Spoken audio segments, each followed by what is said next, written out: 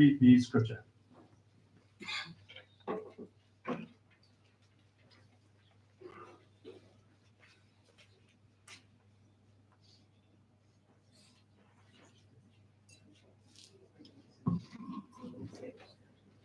On my mother's behalf, I'd like to read a scripture that my mum draws strength and comfort from at times like this. The reading comes from Ecclesiastes chapter 3, verse 1 to 13. There is a time for everything, and a season for every activity under the heavens. A time to be born, a time to die, a time to plant, and a time to uproot. A time to kill and a time to heal, a time to tear down and a time to build, a time to weep and a time to laugh, a time to mourn and a time to dance, a time to scatter stones and a time to gather them, a time to embrace and a time to refrain from embracing, a time to search and a time to give up, a time to keep and a time to throw away, a time to tear and a time to mend, a time to be silent and a time to speak, a time to love and a time to hate, a time for war and a time for peace. What do workers gain from their toil? I've seen the burden God has laid on them, on the human race. He has made everything beautiful in its time. He has also set eternity in the human heart, yet no one can fathom what God has done from beginning to end. I know that there is nothing better for people to be happy and to do good while they live, that each of them may eat and drink and find satisfaction in their toil. This is a gift of God. Praise be to God.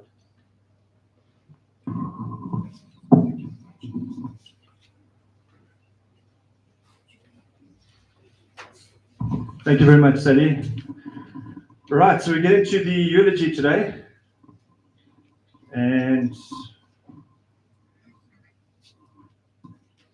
we gather here today to celebrate the life of Lockhart Graham Baird, known to most of us simply as Lockie, a man who was without a doubt one of a kind. Lockie was born in Kwekwe on the 8th of March 1963 to James and Pauline.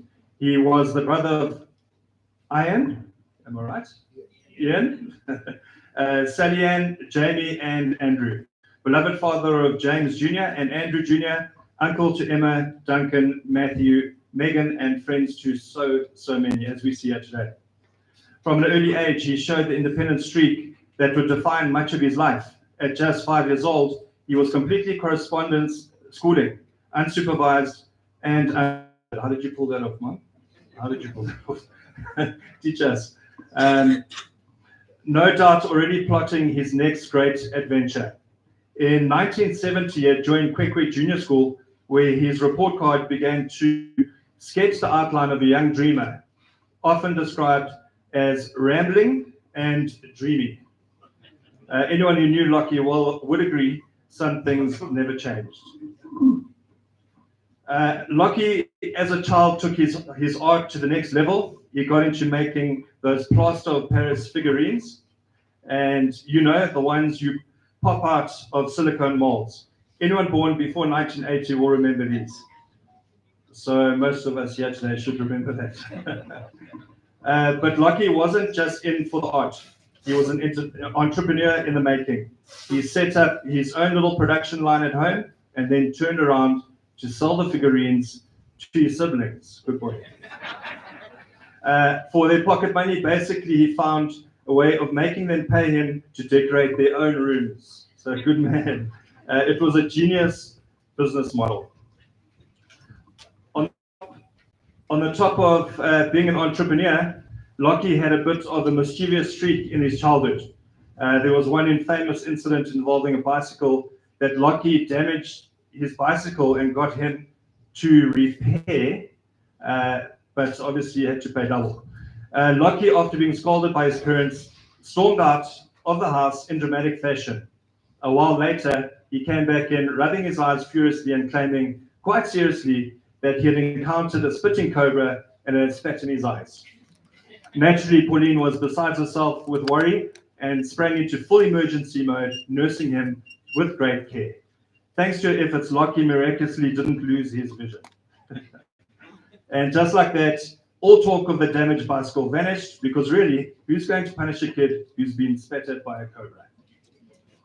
It wasn't until about 20 years later, long after the status of limitations had passed, that the truth finally did come out. And there was no cobra, no venom, just Lockie, a master of improvisation, getting himself out of trouble with the kind of dramatic flair that deserved an Oscar. I think we give him a round of applause for that. That's lovely.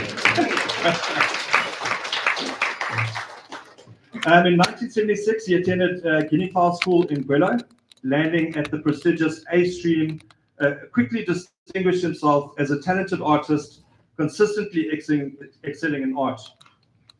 French, however, well, French was not his preferred language. He'd probably say he preferred the universal language of rugby and good banter. That also deserves a clap as well. 2 years later, he moved to Alan Wilson High School in Harare.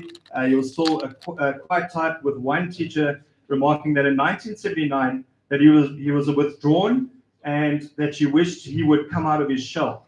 It seemed that Lockie took that advice to heart, so much that once he came out, there was simply no getting him back in. That teacher may not have known it, but she may have lifted the match that sparked the Lockie we all know and have come to know today, with full of life, full of laughter, and just a little right dose of mischievousness. He completed his schooling in 1980 with the headmaster's final report summarizing, "I think we must accept that O level is his academic ceiling." Nonetheless, I wish him well. If only that headmaster could see how wrong it was. How many parents go through that where you're told your kids can achieve O level and they become brilliant. Lockie went on to live a life full of rich stories, hard work, and undeniable heart. Sport played a big role in his life, especially rugby, where he was noted as a great hooker, which, depending on the context, we now know could mean a number of things. He also played soccer, basketball, water polo, and swam competitively. He was quite well-behaved and bookish. Clearly the calm before the storm. Lockie collected literal prizes and a stack of swimming athletic certificates during his school years. He passed 7 O levels in 1980 and soon set out at Cirencester Royal Agricultural College in England. Now, this is where the story really starts to pick up a little bit. Cirencester, I hope I'm saying that right. Cirencester was short-lived. Lockie and his roommate, Gordon Cannon, left quite an impression. So much so that the college sent a letter home stating that, I quote, "We expect a certain number of high spirits and even untidiness among some students at the college. But Lockhart and his roommate have taken this beyond an acceptable level, behaving as if noisy enjoyment of life were their principal aim. Trent Lodge may never recover." Needless to say, the college suggested that Lockie might like to mature a bit while working on a farm before possibly returning. To his credit, Lockie did just that. Never one to be a burden, he faced the setback with concern and responsibility, finding work in England and beginning the next chapter of his life. Lockie moved back to Zimbabwe to attend Gwebi Agricultural School. Whilst gaining experience as a tobacco farm manager in various parts of the country, he met and married his first wife, Leslie McFun, thank you, in 1990. Although this wasn't the last, they remained good friends over the years.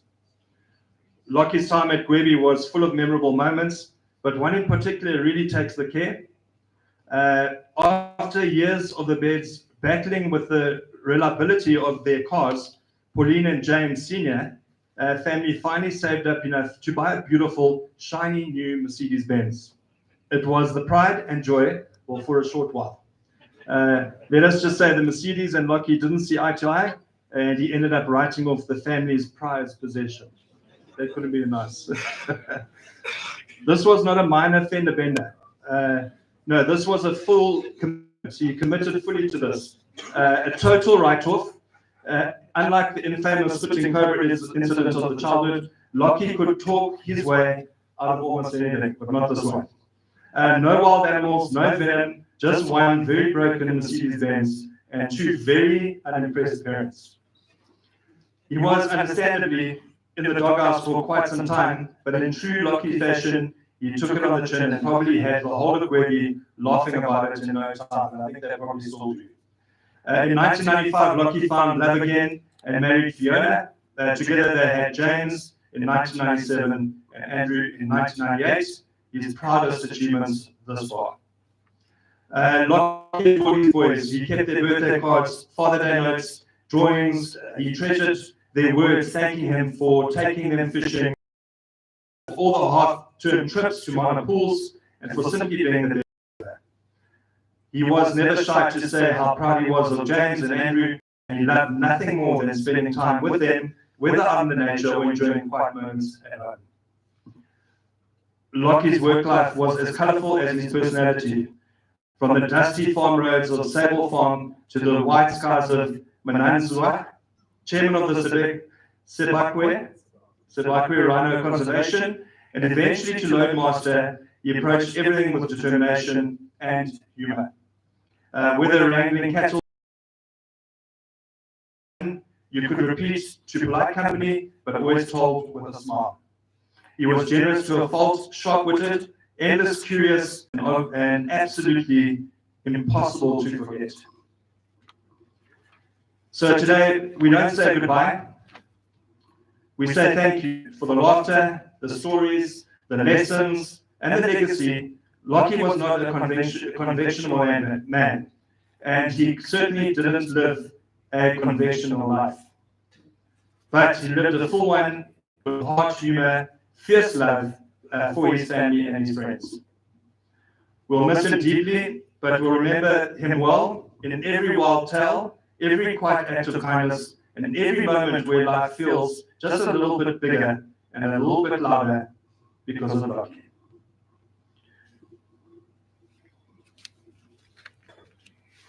And I call on Andrew. We're going to be doing readings.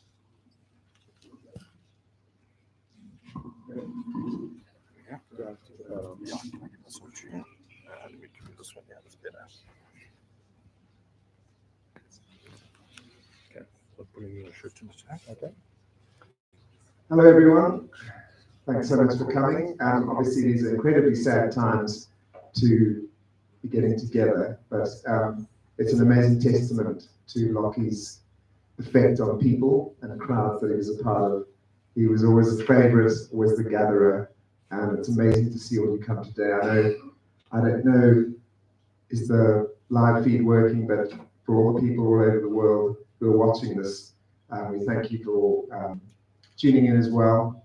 I know you all wanted to be here, but thank you for tuning in nonetheless. There's a Bruce Lee quote which I always love. It says, "If you love life, don't waste time, because time is what life is made of."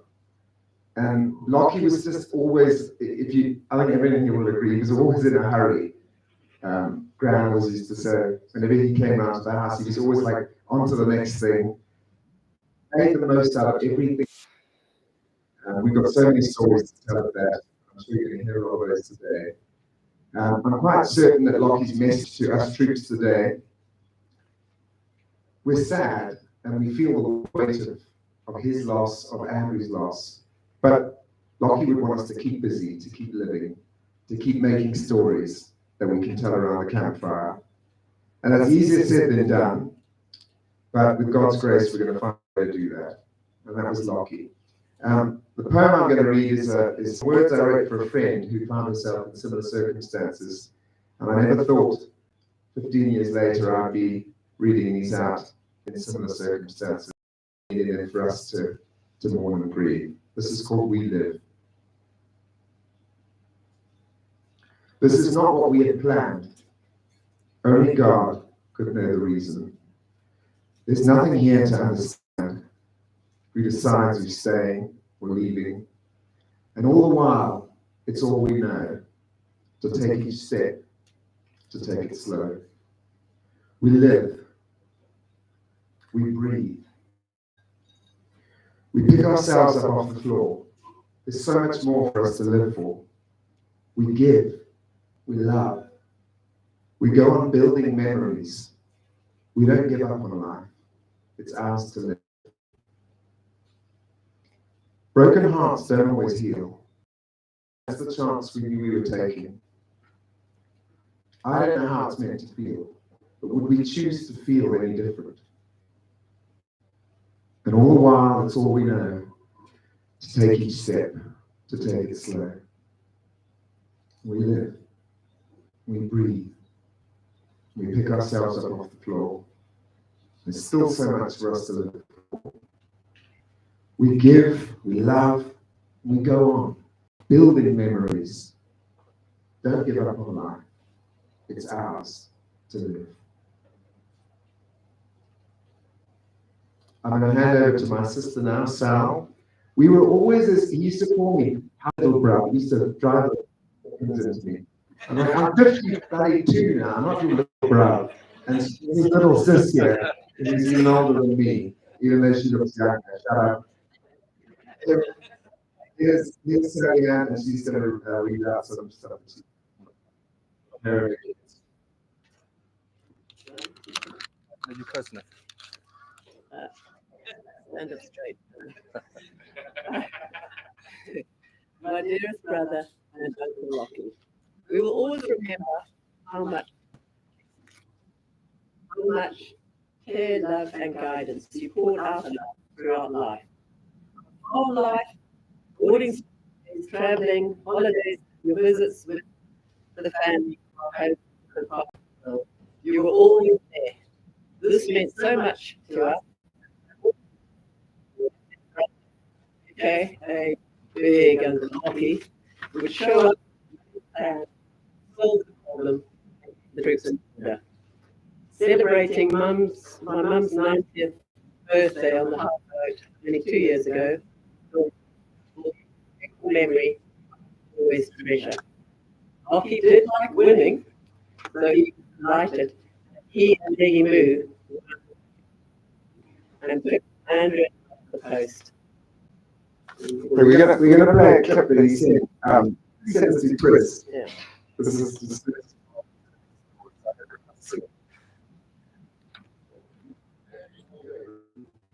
All went well.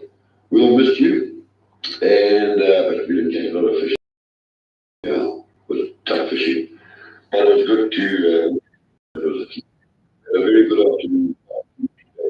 Which is a new spot last year, and myself, Andrew, Sal, and little Megan. Just us on one of the pontoons and the fishing going. Myself versus Sal and Andrew and Glenn the marshal. Give us time limits. That was good fun. Because we had kids and little